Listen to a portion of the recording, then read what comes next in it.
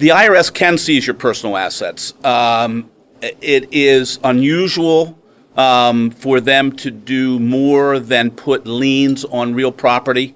You're dealing with a massive bureaucracy, and though you tend to think of the Internal Revenue Service as being very personal and as being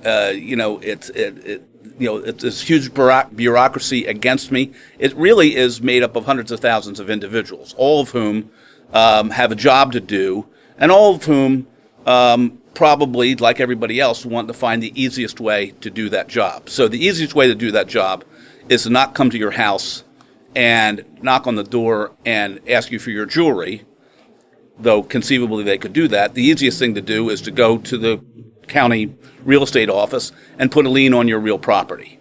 And they do that with some frequency. The other easy thing to do is to send notices, which you see all the time, that we are going to levy or we're going to seize any state income tax refunds that you have, because the federal government has an agreement with every state.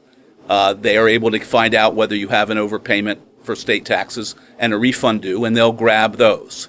But everything happens with the Internal Revenue Service by a process, by notice.